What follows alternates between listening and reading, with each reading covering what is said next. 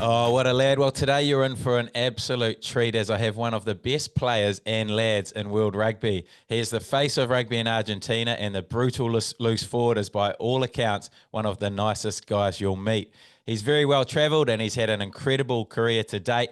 He is one of the absolute greats. It is Pablo Matera. Welcome, mate. Thank you, James. Thank you for having me.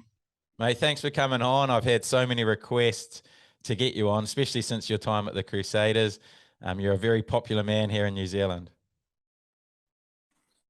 It's a pleasure. It's a pleasure chatting a little bit about rugby. Always a pleasure, and it gets my English. It's good to speak my English every time in a while, not to lose it. So yeah, mate, your English is good. I noticed that in your time at the Crusaders. I wasn't sure what your English was like heading to the Crusaders, but obviously you fitted in there seamlessly. Yeah, English is not too bad. I learned when I was young, but I thought I speak better. And when I arrived to New Zealand, I just couldn't understand nothing the guys were saying. So I had to learn it all again. That's a different English you guys speak than the one I learned. So, but now I improved a little bit and I'm able to speak with you guys. So it was something good as well.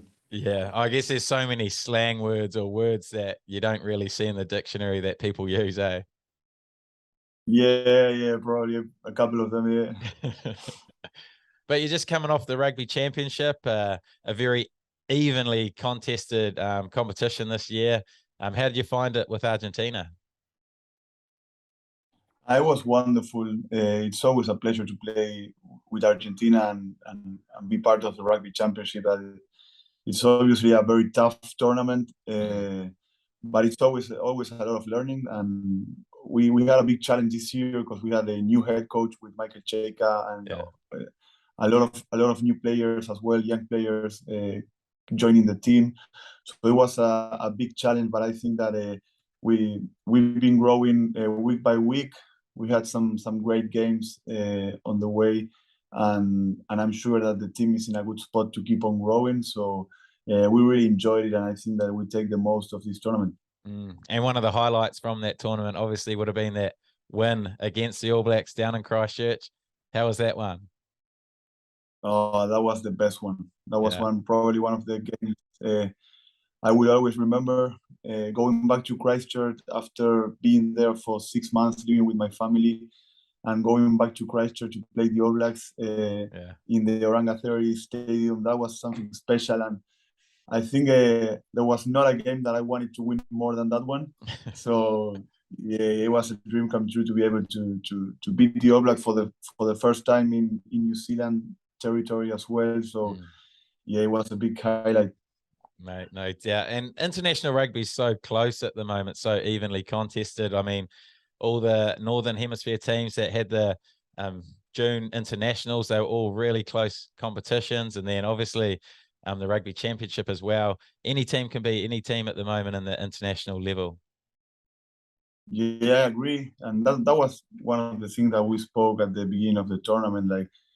There's a big opportunity now in World Rugby. You turn on the TV and you watch any game, and every team is stronger and it's more even at the moment. So you could see in the Northern Hemisphere they're playing such a good rugby, and now at the start of the Rugby Championship, you could see winning one game each. So yeah, I think rugby is getting very, very competitive at the moment. And it makes for an exciting World Cup, like Rugby World Cup next year. I mean, I'm guessing Argentina feeling pretty confident about their chances heading into that competition, knowing how even all the teams are. Yeah, obviously there's a long way to go still, but I think we are in a good position to keep on growing. We have everything that a team needs to be a strong team. So I'm sure that we're gonna get there in a good place. Yeah. Who do you see as the favourites for the Rugby World Cup at the moment? Who do you think is going to be the hardest team to beat? Hard to tell, but I would say if I had to choose one now, probably France or Ireland. I think they are the top teams in the Northern Hemisphere, and the South Hemisphere at the moment, you can't tell which one is the strongest team. Probably South Africa or New Zealand at the moment. So yeah, I would pick maybe France at the moment. Yeah, France at home, they're going to be extremely tough to beat. They're playing some really good footy. Yeah, it's gonna be awesome for them, but it's also a lot of pressure for sure playing back home. So I'm sure anything can happen. So no you doubt. guys, New Zealand starting against France? First game, yeah, to open the competition. Yeah. That's gonna be some game to start, eh? Yeah, good start, eh? Yeah. And who's in Argentina's pool? They got a tough pool. I remember last Yeah, we got Rugby World Cup, you had a really tough pool with France and England, yeah, eh? this one is still tough. We got Japan, we got England as well. So it's gonna be tough. But yeah, we're starting against England. That's gonna be a big game. Yeah, big game for us as well. Yeah, mate. Oh, can't wait for the Rugby World Cup. It's gonna be awesome. But then you're off to Japan with Honda Heat. How did this contract come about? Well, actually, I was planning on staying at least one more season with the Crusaders, and then this opportunity came. I was playing a lot of rugby this year. I've been playing a lot of rugby, and I remember I was a bit concerned about how much rugby I've been playing, and obviously, I remember the last World Cup we played the final against the Crusaders in 2019. I played a lot of rugby. I played Super Rugby that year and went straight to World Cup, to Rugby Championship and to World Cup. And I remember playing the World Cup and feeling exhausted. And I said, like, this is not the way it's supposed to be. I should be preparing the whole year to play the World Cup, not coming to the World Cup already with a sore body and exhausted. But so I think it was a hard decision because obviously I had the best time ever at the Crusaders, and I didn't want to leave my spot there. I really enjoyed it. I loved it, but I thought that Japan was maybe the smartest decision in a World Cup year, and I always wanted to go to Japan. I thought it was gonna be maybe after a couple of more years, but the opportunity came now. I thought it was a good time to do it. My wife loves Japan. She's been there on holidays, and she came to the World Cup as well, and she loves it. So she was one of that took the decision strongly, and we said, okay, let's go for it. We love new challenges. Going to New Zealand was a big challenge as well, and we really enjoyed it and we learned a lot. So we just say, okay, let's take this chance to keep on learning and I don't know, experience something different. Yeah, mate, your wife must be a legend because obviously so much moving you've done in your career to still be up to challenges, to head to countries where obviously another language you're going to have to learn. It's not easy for your partner, and especially once you've got kids as well. Yeah, my parent is the best, and my kid as well. Like, he was born in France. Yeah, he lived there almost for 8 months. Then we went to Argentina, new language, for another 6 months. Then we went to New Zealand, another language, a third language, for 6 months. And now I'm taking them to Japan. So yeah, they've been awesome. They are the best support ever. So they allowed me to do the things that I love the most, and we do it all together. So yeah, I told my wife maybe after my next contract we settle somewhere. But now I just have to go be on the road, love to experience everything, to learn new things, and I think it's the best time to do it with a small kid. Yeah. We have another kid on the way. Oh, congrats. So yeah, thank you. So probably soon we'll have to stop moving so much. Is that another boy or girl? You're not sure yet? Now we got another boy. Oh, yeah, another boy. Oh, mate, Argentina Rugby is in good hands. Yeah, he's gonna be called Akira, like Akira Ioane. Oh, nice. Yeah, because it's a Japanese name, and he's gonna be born in Japan. So yeah, we'll go for it. Oh, mate, love that. And speaking, talking about the languages and stuff, like, can you speak any Japanese? I know you gave Te Reo attempt over here. You got stuck into learning Te Reo, which was pretty impressive. I know a lot of people were blown away by you even trying to speak Te Reo, which is awesome. How's your Japanese? Oh, my Japanese is not that good. But I promised myself that I will learn a little bit for sure. Yeah. We're gonna take lessons. I think it's important to be able to really get involved in a new culture and new environment. I think it's important that at least you try your best to understand their language and their culture. And yeah, it's a big challenge. My wife, she's very good with languages. Every time we go to a new country, she learns the language perfectly. It's good when you need to make a call to the TV guy or pay the electricity bill or whatever. Yeah, She's the one doing that because she manages the language better than me. But yeah, we're gonna try learn Japanese for sure. And is that why you tried to learn Te Reo as well? Because you just wanted to immerse yourself into the culture? Yeah, to be honest, in New Zealand it's amazing. Like as soon as you arrive to the airport, you start seeing you could see the two languages everywhere. Yeah. You could see the Maori language, English, like Aotearoa, New Zealand. Everywhere you see the two languages, and like I got interested in learning more. We buy a big book. It's like a kid's book, and we read like every night 2 or 3 pages and learn new words. And yeah, we really enjoy it. And then when we see those words somewhere in a movie or whatever, we say, "Oh, I know that word. Oh, I know what's the meaning of that." Yeah. So it was really interesting. And yeah, now we brought the book back to Argentina. We keep on reading, and so every once in a while before bed with my son. He learned a lot as well. I remember when I had to learn the Takina Tekawa, the haka for the Crusaders. I had to practice a lot at home, and my son saw me practicing, so he almost knew it as well. And yeah, that was amazing. So yeah, obviously I think it's a big opportunity to be in a new place and learn the language as well. Yeah. So what's it like facing the haka now that you know a little bit of Te Reo and a little bit of the Māori culture, and obviously you learnt the Crusaders haka? Now I know a little more about what's the meaning of it.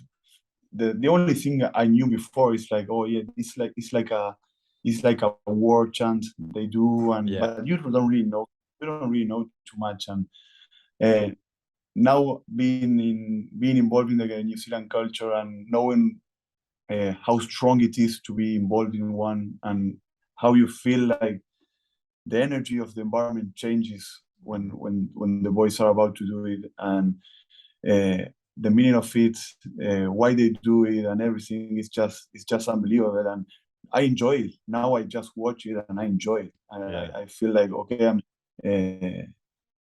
I'm happy that I'm able to experience that and to see the boys doing it, and it's just joy. Mate, that's so cool. And one thing I do like to do through all my episodes is to hear a little bit more about the guests as a young fella, what it was like for them growing up. So obviously you're my first guest from Argentina, so obviously a very different upbringing to a lot of Kiwis that I've had on before. But what is it like growing up in Argentina? What was your upbringing like? Oh, it was wonderful. A lot of outdoors activities, trying to learn every sport. A lot of football. A lot of football here. Like I started playing rugby when I was 15 years old. Before that, it was all about football here in Argentina. And as a young kid, if you want to make friends, you need to know how to play football. Yeah, I was a bit of a rebel when I was young as well. Yeah, my mother is an angel. Poor woman. He had to do so much for me, and I was not an easy boy. Lost my father when I was 12, so I was a bit like too much freedom, to be honest. My mother had to take care of other stuff, and I had a lot of freedom. No one watching, and doing all kind of things. But it was good. It was. I lived in the countryside of Argentina. Had a lot of friends. A big school with a lot of kids, and now I have plenty of friends from there. Got involved in rugby when I was 15 and got amazed by the sport, how different it was to everything else that I experienced before.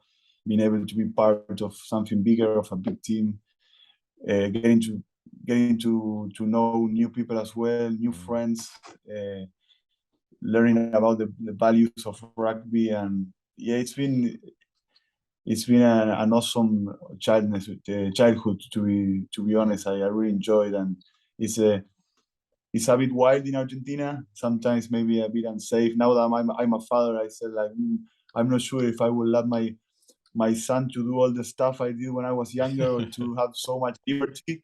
But it's a beautiful country as well, wonderful people, and I really enjoyed my childhood. Yeah, I was very very lucky. Yeah. So what sort of trouble were you getting into? Were you sort of getting into fights and things like that, or what's trouble look like over there? When I was younger, more like naughty things. I don't know. Getting to inside houses that people were not living there, or buildings, or whatever, or just broken stuff, or that kind of stuff. When I was a bit more like more like teenager, I get into some fights. There was one when I was 17 that almost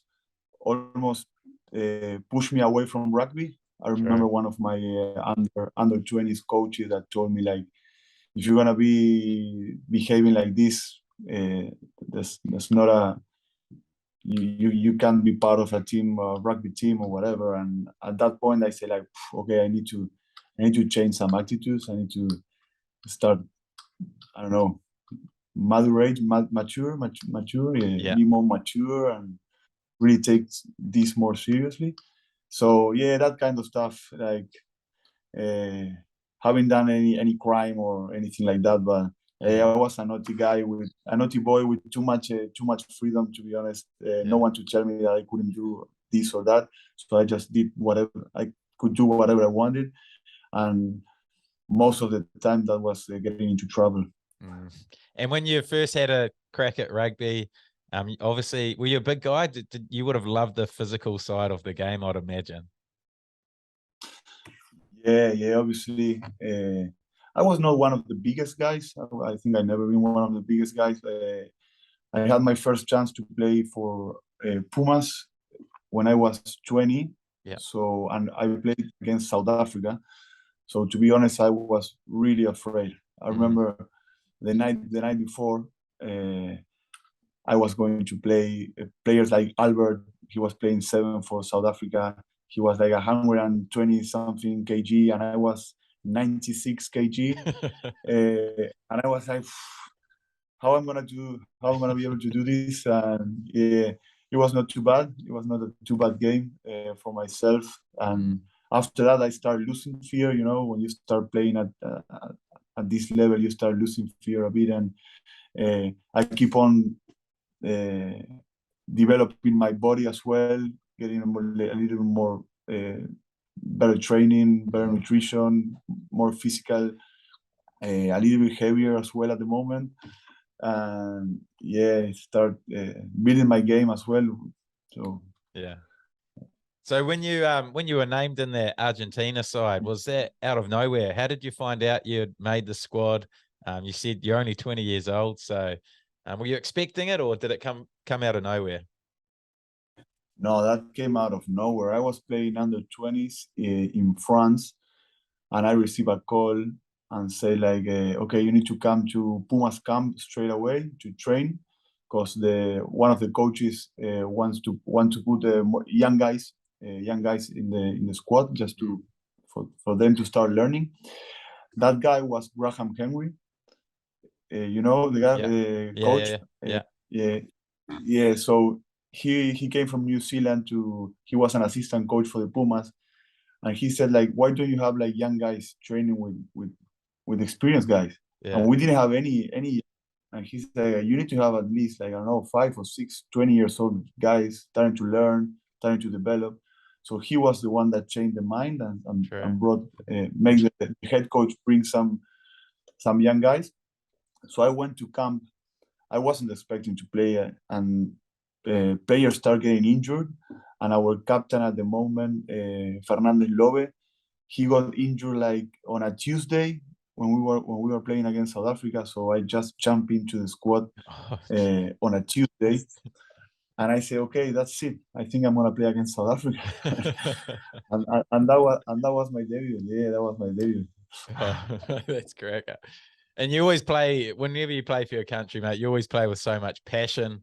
You obviously love representing your country. And was that the same from as soon as you're picked in that squad? Yeah, 100%. Like, we represent obviously our country, but also we represent like our family. You know how much things my mother did for me to be able to be there, represent my home club. I was a naughty boy. I think that in any other club in the world, they would just kick me out, and they just embraced me the way I was. So yeah, when I play for Argentina, all that come to my mind, like all the people that make it possible and help me to be there at that moment. So yeah, that's why we love playing for our country. We represent so many people that it's something beautiful. And at the same time, I think you were 20 as well when you get a contract offer over at the Leicester Tigers. Was this an easy decision for you to take up? That was the easiest decision I ever took in my life. Like, I was playing my last game in the Rugby Championship. We were playing against Australia in Argentina, and I remember one of the more experienced guys, Marcos Asherza. He was a prop for Leicester Tigers, and he came and said, like, "Hey, the head coach of Leicester Tigers, Richard Cockerill, is asking for you, and he told me to ask you if you were keen to come to Leicester." And I said, like, when? He said, whenever you're available. Okay, tell him I'm coming. So I don't even like read a contract or whatever. He sent me a contract, and I just grabbed the contract and gave it to my captain, that was Fernandez Lobe. Yeah. And I just gave him the contract and say, okay, you read this contract and tell me if it's fine. And yeah, I just signed it. Sure. So I just signed the contract, and after signing the contract, I called my mother and said, "Hey, mother, I'm going to play in Leicester Tigers. When? Oh, I'm going on Monday." And she was like, "What are you talking about? You have nothing to worry about. Fernandez Lobe already read the contract. Everything is fine, man. I'm going to play for Leicester Tigers." So my mother freaked out. She drove to Rosario like 3 hours and a half because he couldn't speak with me in the phone. I said, like, "What are you telling me?" And that's when I tell him, "Oh, I'm going to Leicester Tigers. It's a team in England, and I'm gonna go play professional rugby for the first time in my life." And I was supposed to be picked up at the airport in Heathrow, but when I arrived there was no one, because I think that the flight got delayed or whatever. So I just started asking there to the people, like, "Hey, how do I go to Leicester?" And they were like, Leicester Square or Leicester City, because there's like a subway stop that is called Leicester Square. I almost went there. Imagine if I went there, I would never ever find my way to Leicester. You'd still City. be there. So yeah, I remember I just changed some dollars for pounds, got an hour of internet, went into a computer and sent an email. I only had an email from Leicester, and I said, "Hey guys, I'm at Heathrow Terminal 2. I'm gonna wait 1 more hour. If not, I'm just finding my way there." And after like 45 minutes, some guy arrived and took me to Leicester. I was like 2 hours and a half or 3 hours from Heathrow. So I was lucky. I made it to the club. Oh, that's so good. Oh, one of the great yarns. And then once you made it there, what was it like? What was it like going in there as a 20-year-old? First time playing professional rugby. Must have been pretty cool. Yeah, it was crazy. Like, I didn't think too much before taking decisions. So I just went there. I didn't know even where I was going to live. Yeah. So they just put me on the house of another player, Gonzalo Camacho. He was like 31 years old, living with his partner, and I just went there, lived there for a month because no one wanted to rent me an apartment to 20 years old rugby player with an Argentinian passport. No one wanted to rent me an apartment in England.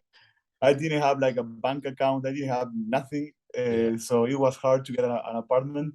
So I lived with him for a month. He was great help. And after that, I started living by myself. That was like the first time I lived by myself.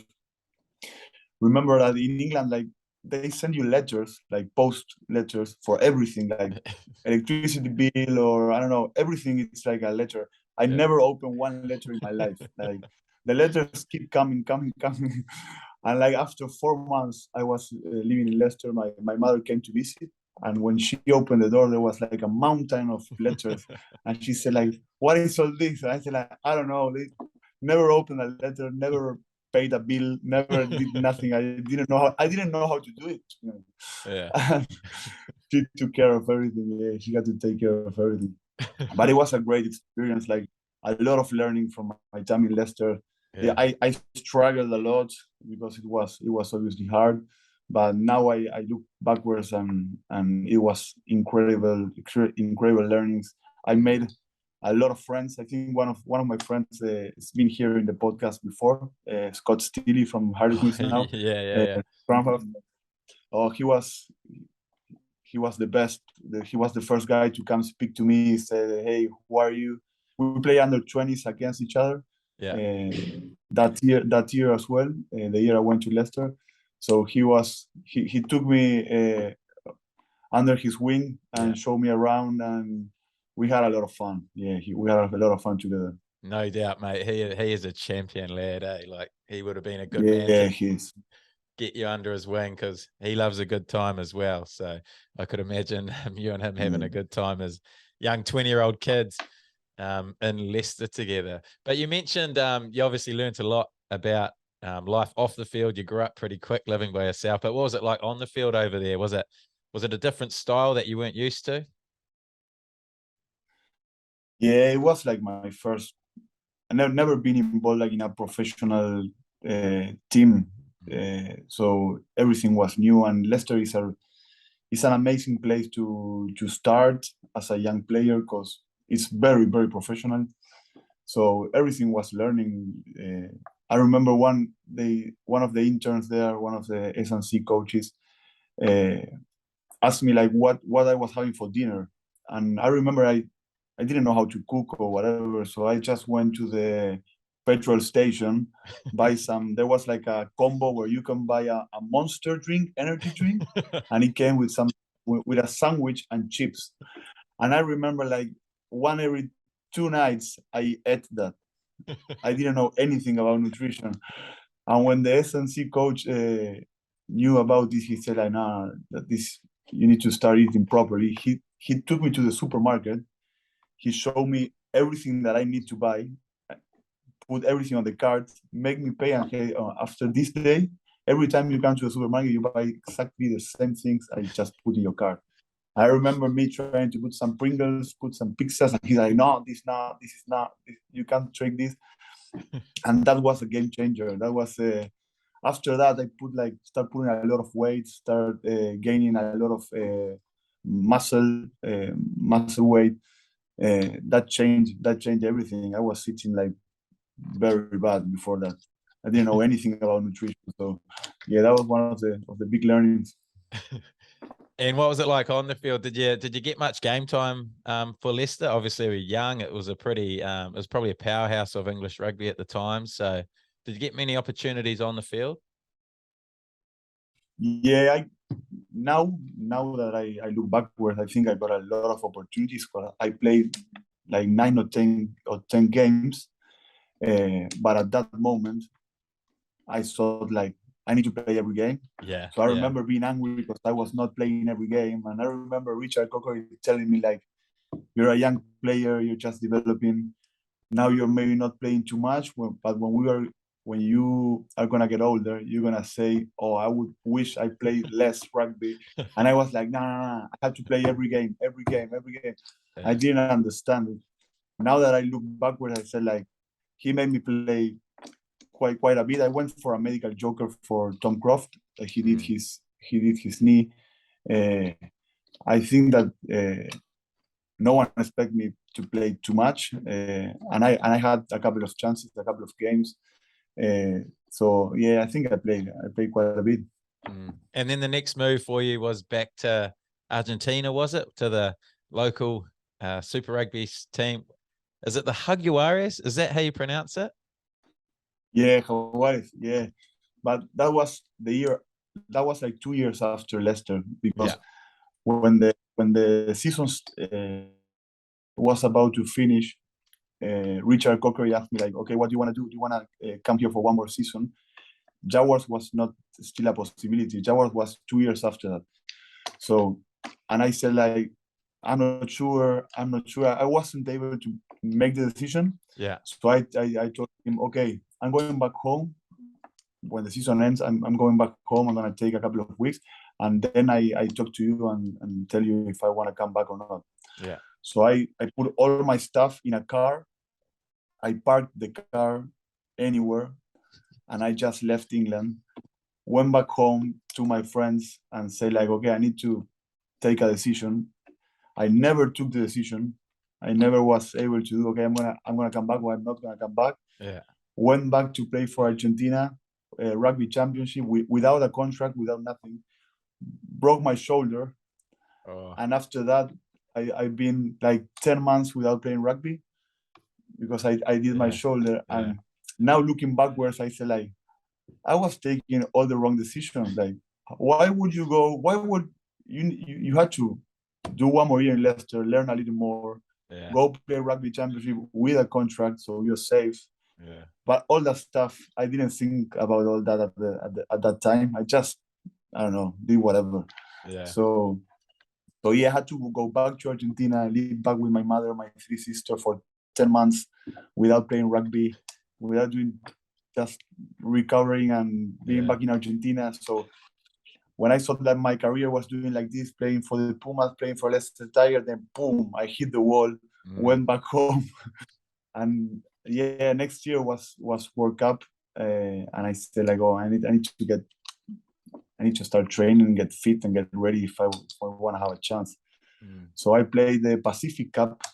After that, Pacific Cup, after my recovery, Pacific Cup in Fiji, and some games that the Argentina had, like Argentina 15.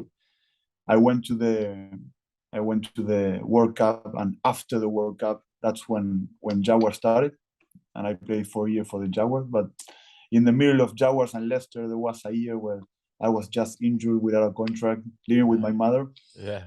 Mate, it's crazy. So when you are injured like that, is no one from Argentina help you with your, recovery and stuff? Is it all left for you to do on your own? That was a bit crazy because with Argentina before Jaguars, you didn't have like a contract because there was no professional competitions. You just you got a contract for the week if you get picked for the squad or if you are between the. So there was how to tell, there was not I didn't have a professional contract with Argentina or whatever. I was just by myself. Yeah, they did help me a lot I went, they had a place where I could go have recovery, do physiotherapy and all the stuff. So yeah, obviously they helped with my recovery, but I was not under a contract or something that I was just by myself. Yeah. That's crazy. And did you ever pick up your car with all your stuff in it, or was that still there? No. I remember like after like a year or so, I received an email that said like, okay, we found your car. It was wrongly parked for I don't know how much time. So we just, I think they demolished it. Oh, true. Yeah, it was a 300-pound Fiat Punto from 1999 with all my stuff inside, and it only one of the doors was working because Logo Munipola at Yeah. that moment, prop for Leicester Tiger. On a night out, he just smashed the door, and I could never open it again. So only my door, the driving door, was the one working. So every time I had to pick someone up, that the guy had to come this way into the other seat. So I didn't lose a lot of value when I lost my car, but I remember I had my coffee machine and some stuff inside the car as well that they're gone. Got it. Got it. Oh, but one thing about the Jaguares was that, like, obviously it's always hard to start a new team in a competition like Super Rugby. But one thing I guess I remember about them is they were getting better every single year. I guess it was the time you guys had together, and obviously you took them all the way to the final in 2019. But it was such a cool journey for you guys to see where you went from the start to where you finished up. That was unbelievable. Like I remember when we started the project, when they told us, "Hey, you guys want to join the Jaguars?" and our first year, we didn't have nothing. We didn't even have like a proper gym where we could train or anything. It was from zero. And the first year we struggled a bit. I think we won 3 or 4 games. Second year we won like 6. Yeah. And our third year, we played quarterfinals. We couldn't believe we were playing quarterfinals in the Johannesburg against the Lions. And our fourth year, we went to the final. So it was a lot of growing year by year, and it was amazing. Like we were feeling really proud of what we were doing, because we look backwards and we start building like a culture. Our team had a culture already, have some traditions, have some ways of working. Learned a lot. I remember our first year, we said like, okay, guys, we're going to come into a competition where all the teams are playing in the same competition for 15, 10 or 20 years, I don't know. And we need to catch up. So we're going to train harder than anybody. And I remember the first year, oh man, we trained it so much. It was impossible we were going to win a game. We trained it so much. And on the second year or third year, we said like, okay, boys, we are the team that we travel the most. We travel like every week to another country. So maybe we should start focusing more about recovery and not training so much. So that was some of the learnings we've done in the road, you know, but it was everything learning. You could see the year before, and we were like, but we were doing like nothing to do with what we were doing the year before. Why is that? So it was like change and learn every time. Yeah. And we were really proud that we played the final. I think that if the Jaguars keep on going, we were going to be a strong team in the competition, a consistent strong team in the competition, because we were in a good path. Yeah. So what did happen to them, and where are they now? Like, is it all over, or is there still hope to get them back? To be honest, we were. I was not after the fourth year. On the fifth year, I went to play for Stade Francais, but the team stayed more or less the same. And we were about to play the Highlanders back home. We were already in the stadium. It was a Saturday, so it was game day, and they just told us, "Hey, the pandemic started, like COVID stuff," and they just told us.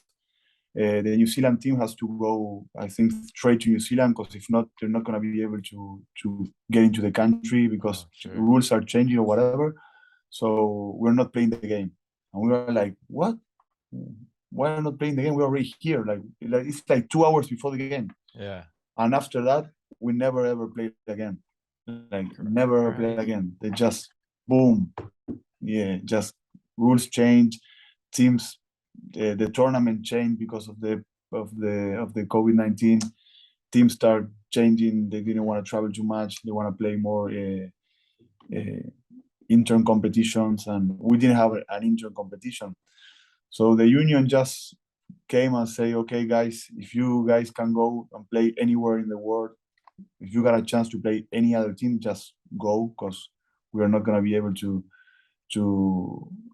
compromise and keep on paying your contracts. So there were players that had like 4-year contracts, 3-year contracts, and they just had to go and find another place to keep on competing and playing rugby. Mate, so it was crazy time.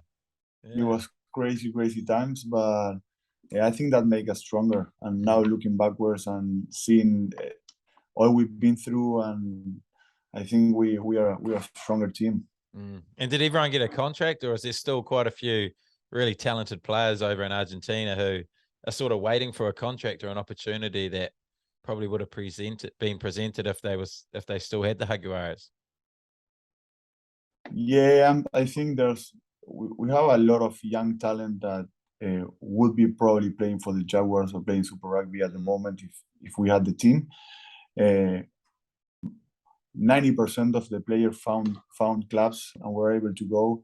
Maybe not to the clubs that they would love to go, but to the clubs that they got a chance to go at that moment, because everyone wanted to keep on competing and playing rugby. So yeah, now it's more stable after the pandemic, and after 2.5 years, players start to find better clubs, better competition. A lot of young players of Argentina, very young players, have a intern competition that is called the SLAR. It's like a South American competition. It's not as competitive as Super Rugby, for sure. Nothing to do with Super Rugby, but at least for very young players that want to play some better rugby, it's a good spot to be seen by the Pumas coaches or by Argentina Rugby. But it's getting better. And you mentioned your move to Stade Francais. How did that move come about? Why'd you head over there? Well, I always wanted to play in France or to experience something different. I remember, obviously, my experience in Leicester that teach me a lot. Taught me a lot. And I said, okay, I want to do it again. Now I was in a different position in my life. I was with a partner already. We wanted to do it together. I was struggling with traveling so much, and I wanted to start a family.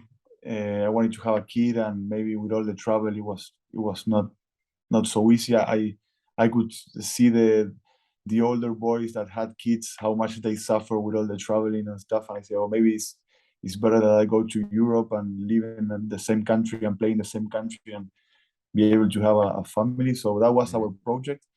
So I went to France, and we had our first kid there. And it was a great experience as well, learning a new language, new environment. Our rugby was maybe not the best at the moment. Stade Français was struggling a little bit. I remember I was contracted by Heineken Meyer, and when I arrived, like 2 days before I traveled to France, he got sacked from Stade Francais. So when I arrived, we didn't have a coach, or we didn't have nothing. So I didn't even know who to speak to get the game plan, or to learn the calls or whatever. So it was tough times in Paris, but it was fun. It was fun. How did your wife find living in France? Did she enjoy it? Oh, she loved it. Yeah, she really loved it. She loved Paris. We lived there for 2 years, and we were offered to stay 3 more years there. Yeah. And that's when I told her, I think I want to go and play in New Zealand. And she was like, nah, what are you talking about? I already learned the language. I already did everything. Now, now we've settled, because every time you go to a new place, the first couple of months you struggle a little bit. Yeah. And then you start finding your rhythm. You start getting to know new people, new friends, be part of the group. And that's when that's all the time when I say, okay, now it's time to leave. Yeah, she hated me for that, but she knew how important and how much meaning it had for me to go play in New Zealand, and obviously to go to the Crusaders. So she understood, and she knew it was my dream. So she was fine for that, and now we don't regret anything. Like I think we took the good decision. Mm. So how did you get that contract at the Crusaders? It's not often international players come to New Zealand and play for a New Zealand Super Rugby side. So how did the contract come up initially? Well, initially, when we played the Rugby Championship in 2020, I heard of one of my mates, Santiago Chocobares, he's playing for Toulouse at the moment, that he was offered to go and play for the Blues. Oh yeah. Then because of the MIQ or the visa or one of those things, he was not able to go there and the contract fell. But that's when I say, like, I thought it was impossible to go and play for New Zealand. And after that, I said, like, oh, maybe it's not impossible. Maybe it's hard, but maybe there's a way. So I remember calling my agent and saying, I want to go and play for Super Rugby and in New Zealand. So he started working, started talking to some clubs. And I remember my first call with Razor. I think it was like 7 a.m. in New Zealand.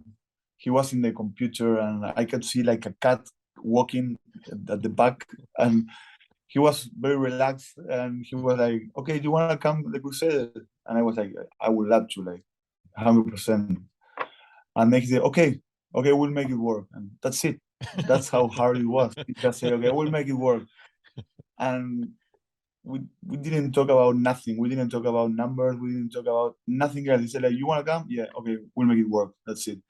And that was the end of the conversation. And yeah, everything went really, really fast. But I finished my season in France in June, and I had to be in New Zealand in December, and it was impossible to get an MIQ spot. So I was 6 months without club, and when we were in November, I was like, still didn't know if I was going to have a spot or if I was going to be able to go to New Zealand. So that was stressful times. Yeah. That was very stressful times. I was like, then I got a spot in MIQ for the 27th of February. And I remember I was so happy. Called Razor and said, like, hey, I found a spot 27th of February. And he was like, nah, don't take it. We had our first game is the 24th of February. And I was like, but this is the best I can get. If you didn't take that spot, you could still continue trying to get another spot, but maybe you won't have another spot. Yeah. So we just took the risk. We said, like, okay, we're not taking it. And I was on the November tour in Ireland when I got my spot, and it says, like, okay, in 5 days, you got a spot for the next 5 days, you need to be in New Zealand. Whoa. So I just fly from Ireland straight to Dubai. My wife was in Argentina. She flew to Dubai, and from there we fly together to New Zealand. We didn't have even time to pack or whatever. We just said, like, okay, we're going to New Zealand. That's it.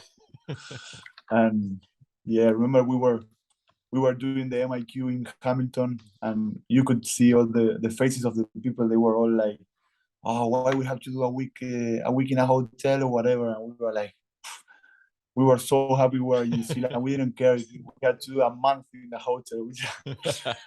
We were so stressed for 6 months trying to get a spot that we didn't care if we didn't need to do anything to be there. Yeah. So when you got to Christchurch, you said you didn't pack or anything, so you just had to start from nothing, find a house, and get everything to live, I guess. Yeah, I think that the Crusaders is amazing in that way. Yeah. Because when I arrived to the airport, we couldn't have contacts because after I arrived and I do my MIQ, I still have to do like 4 more days in Christchurch of isolation. But my car was already there, parked. They already put I already rent an Airbnb, and they went there and put like food in the fridge. They asked me, what do you eat? What do you need for the next 4 days? What does your baby need for the next 4 days? So they sort everything out. So that was really amazing. That was something else, like something I never experienced in any other environment or any other team. How much they care about the family that is coming to the new club. So yeah, that's how it worked. And after my 4 days in quarantine, I just started training and involved with the team. Yeah. And how do you find the boys? Like, what was the differences between the Crusaders and some of the other sides that you'd played for? I was I remember our first day that we had to do some fitness tests, and we finished our fitness test, and after that we start like doing rugby drills or rugby skills, and I was amazed of the quality of the rugby session, because I said, like, if I look back to any other team and we haven't been training together for a month and we just did some fitness test, our rugby would be like shit. Sorry for the word, I don't know how to say it, but our rugby wouldn't be like, we wouldn't have a good quality session. Yeah. And the quality session there was like spot on, like really good. Sometimes like we have, I don't know, a Wednesday off. We train on a Tuesday, we had a Wednesday off, and we go back to training on a Thursday. And I remember having some bad sessions because we come from a day off. And that day I said, like, okay, these guys come from a month off or whatever, a couple of weeks off. And you could see the quality of the training. So Yeah. I was amazed. To be honest, I was amazed. So that was one of the big impacts. Yeah. Did you have to change your style, the way you played at all? Because it looked like you looked lighter, and obviously you looked like you're playing with a bit more freedom on a lot of one-handed offloads. And I mean, kicking game was on point. Remember that kick in the final? But did you change your style at all?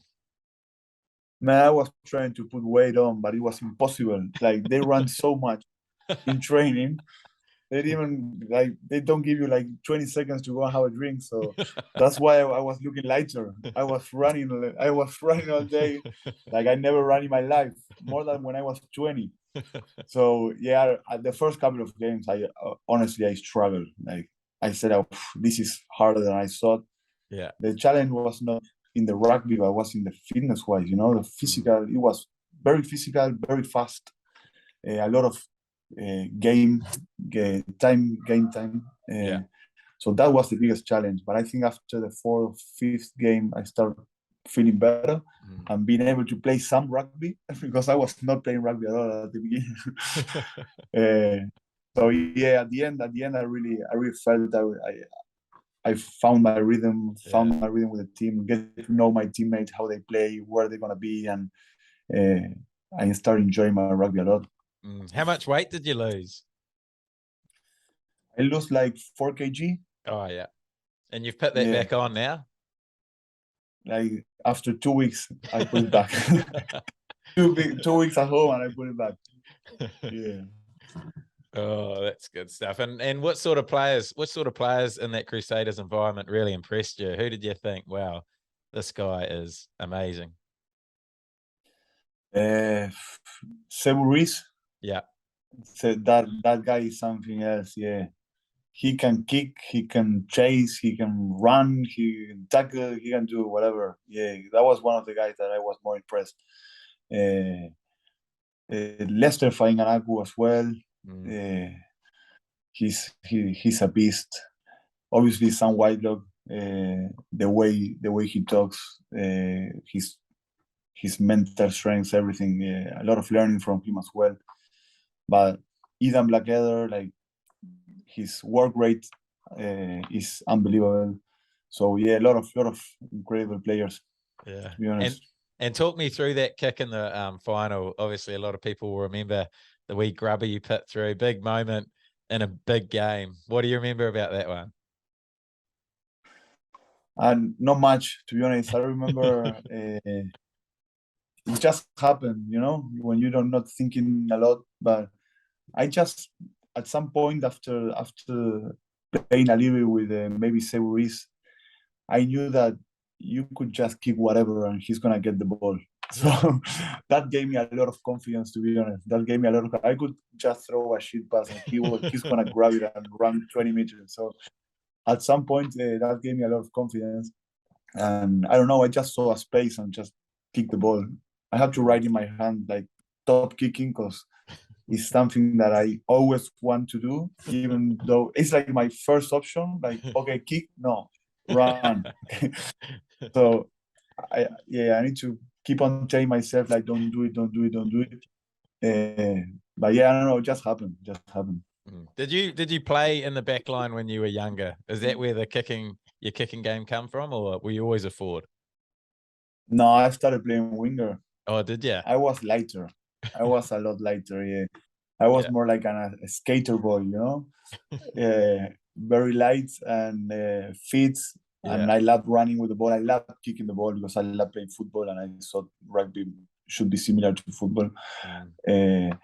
And then I started playing. When I went to my first club here, they said, "Okay, this is a tall guy. Maybe we play him lock." So I went straight from winger to playing lock, and then I make my way through to be back in the back row. But yeah. Oh, good stuff. Okay. And I guess I mean the next step for you is obviously Honda. How long's your contract there with Honda? I got a 1+1, so yeah, 1 maybe 2 years with Honda.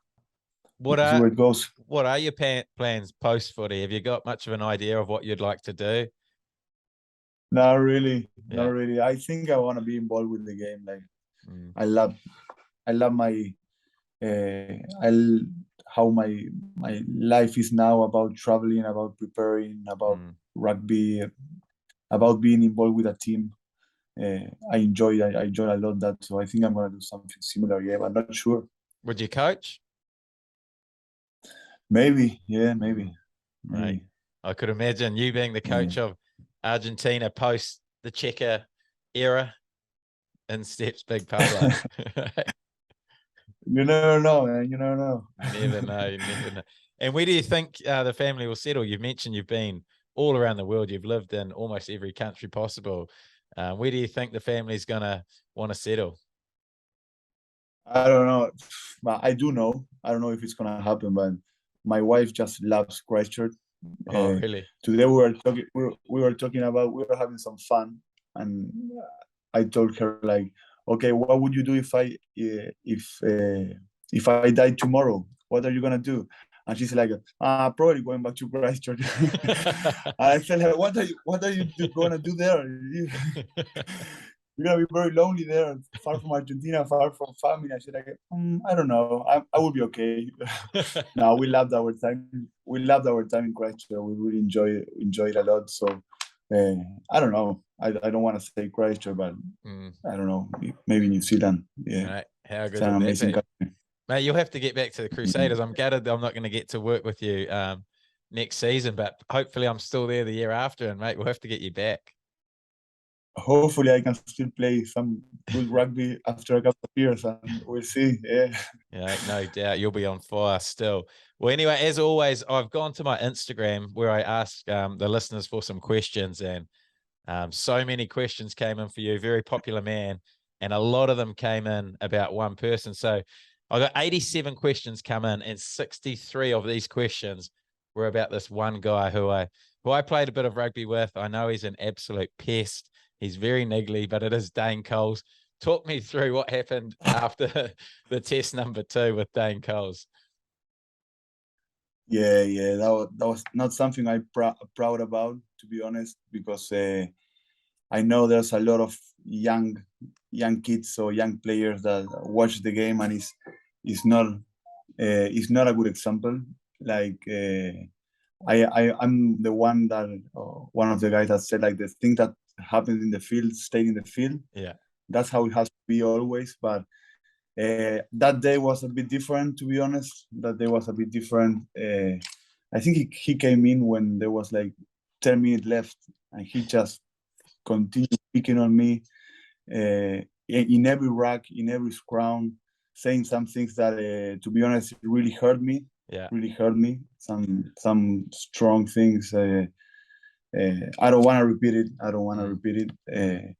But I couldn't understand why, because they were winning by 40 points. He just came in. Like, I didn't understand why he was with that attitude. But I know he's obviously he's a great player, but I know he's a great guy as well, because some of his teammates spoke to me after the game and say, like, oh, he's a good guy. And I said, I'm sure he's a good guy, I'm sure. But I just didn't understand why he continued picking at me.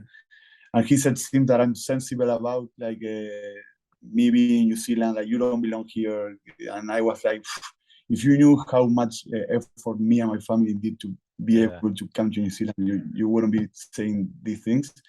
But yeah, that's it. It won't happen again. And even though I didn't want to give the hand to him because I can't take disrespectful, I had to. I should have done it because the game is bigger than any player, and there's a lot of young fellows watching the game, and the game just needs to be as clean and as good as it can be.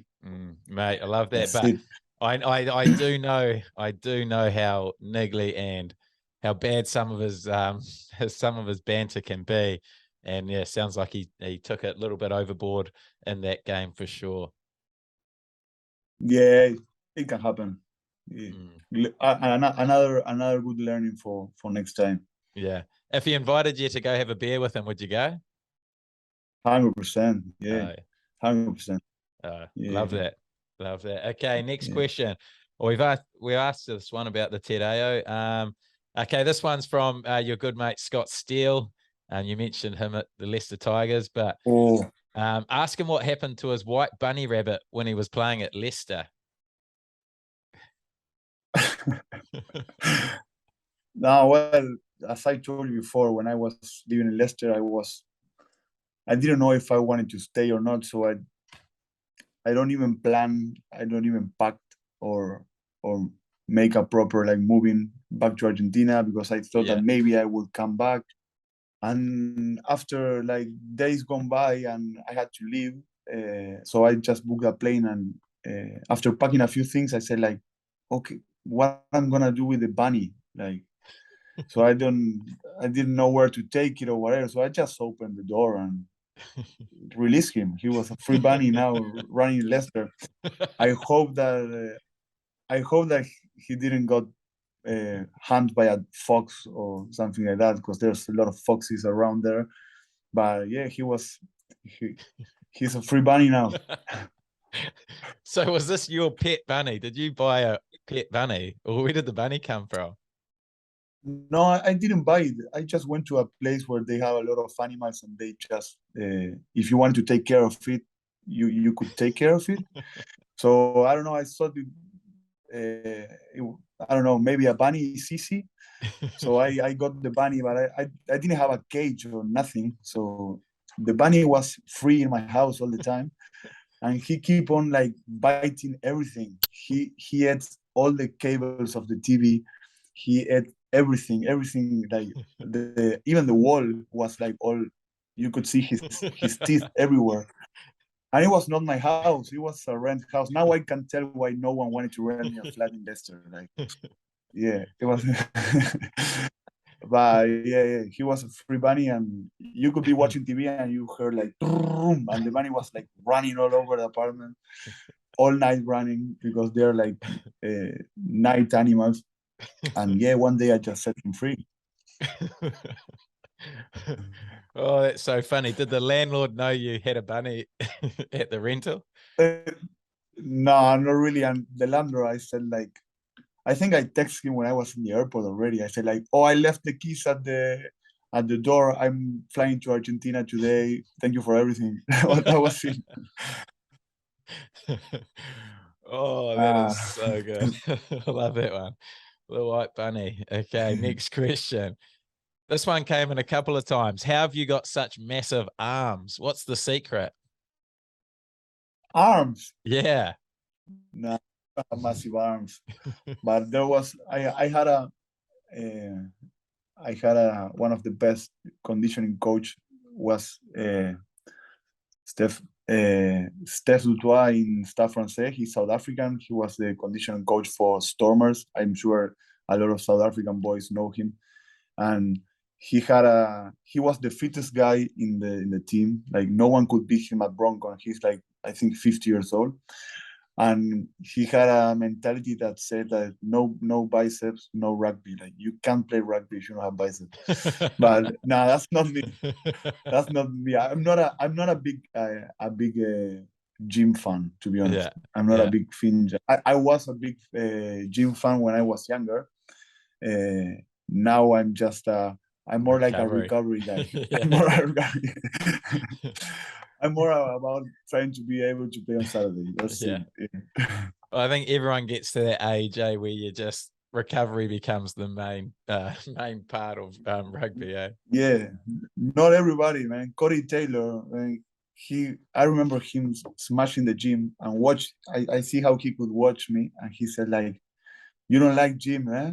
And I said like, "Nah, I don't like it too much."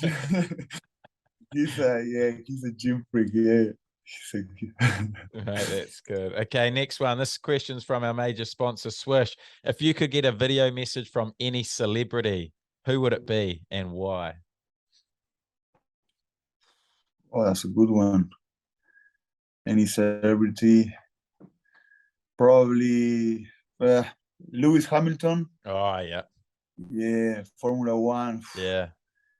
I'm a big Red Bull fan, to be honest. Yeah. Max Verstappen, but Lewis Hamilton, the last decade, he's been unbelievable. One of the best sportsmen ever.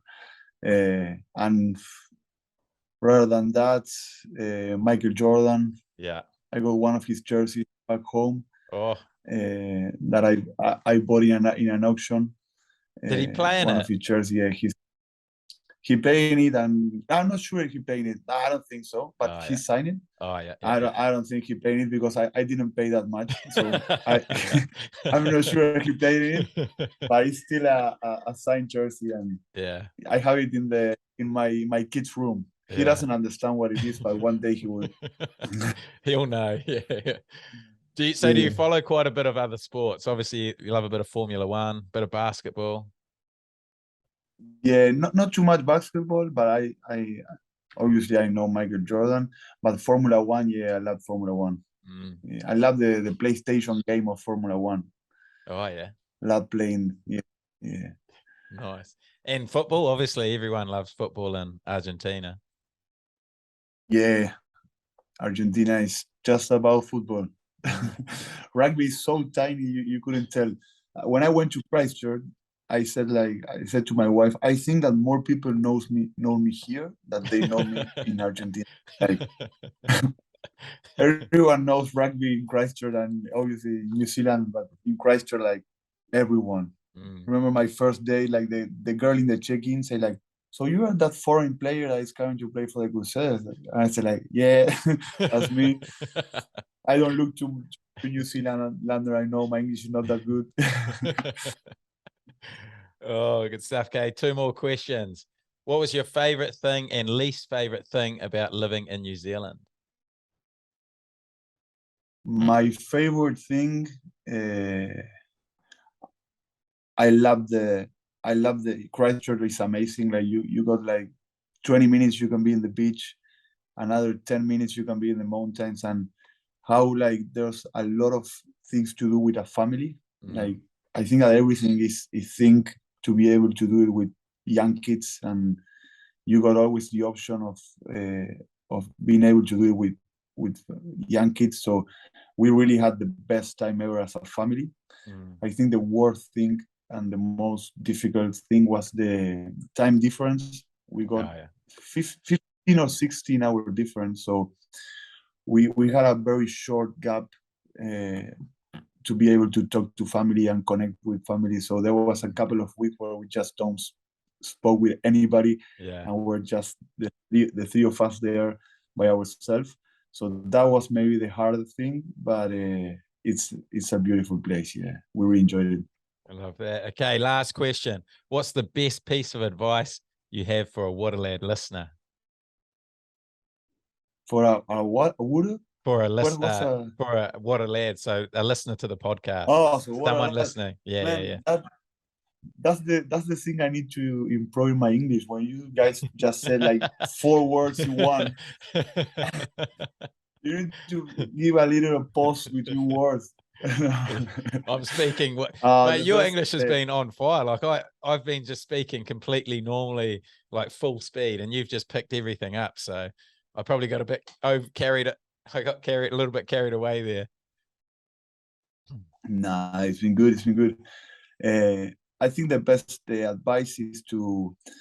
I remember when I was about to make the decision if going to New Zealand or maybe staying in France, or and you start putting a lot of things in the balance. You say like, okay, maybe uh, our family, where is my family going to be better? What's going to be easier? Or where I'm going to get more money? Or you put a lot of things in the balance, but at the end of the day, there's like one thing that matters. That is like, what do you want to do? Like, where do you want to play? So I always come back and ask like the Pablo with 15 years old that started to play rugby and said like, okay, where would he want to play?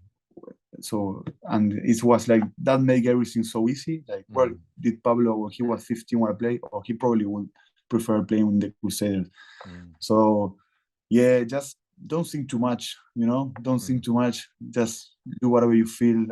Your first feeling 80% of the time is the proper one, the best choice. And just do whatever.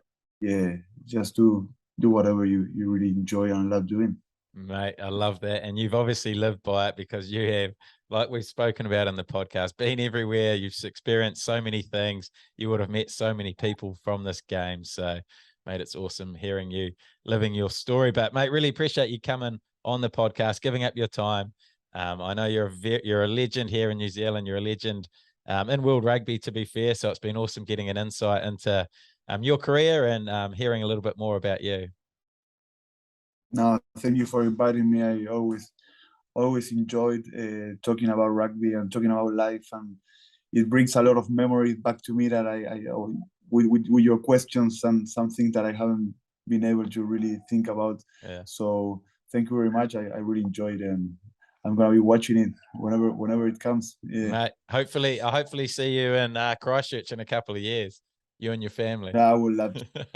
Yeah, I would love to. Mate, appreciate it. Thanks.